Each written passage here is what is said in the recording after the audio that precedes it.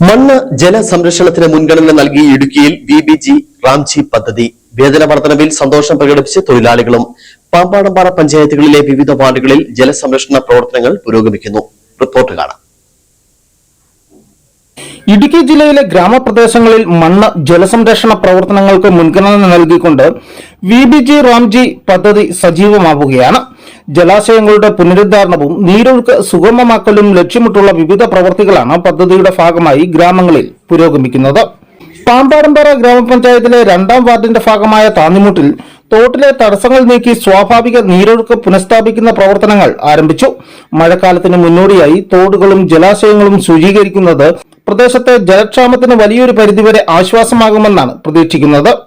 തൊഴിലുറപ്പ് മേഖലയിലെ പ്രതിദിന വേതനം 401 രൂപയായി ഉയർത്തിയതിന്റെ സന്തോഷത്തിലാണ് താന്നിമൂട്ടിലെ പ്രവർത്തികളിൽ ഏർപ്പെട്ടിരിക്കുന്ന തൊഴിലാളികൾ.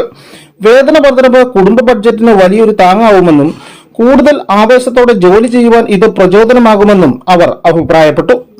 നമ്മൾ പുതിയതായിട്ട് തുടങ്ങിയ സംഭരണമാണ് തോട് വൃത്തിയാക്കൽ എന്ന് പറയുന്നത്. അത് നല്ല രീതിയിൽ വൃത്തിയാക്കി പോകുന്നു. അതുകൊണ്ട് ഞങ്ങൾക്കും പ്രയോജനം, നാട്ടുകാർക്കും പ്രയോജനം.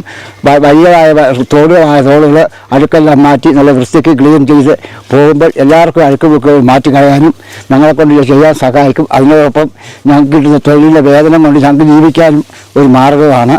അതുകൊണ്ട് എല്ലാ കാര്യങ്ങളും നല്ല രീതിയിൽ ഞങ്ങൾ ചെയ്യാനാണ് ഞങ്ങളുടെ ഉദ്ദേശം. അതുകൊണ്ട് അങ്ങനെ ചെയ്യാനാണ് ഞങ്ങൾ ആരംഭിക്കുന്നത്. തരിശുഭൂമി വികസനം, കൃഷിയിടങ്ങളിലെ ജലസംരക്ഷണം, തോടുകളിലുള്ള സംരക്ഷണം എന്നിവ കേന്ദ്രീകരിച്ചുള്ള കൂടുതൽ പദ്ധതികൾ വരും ദിവസങ്ങളിൽ ജില്ലയിലെ മറ്റു വാർഡുകളിലേക്കും വ്യാപിപ്പിക്കും. News bureau, Udumbanchola.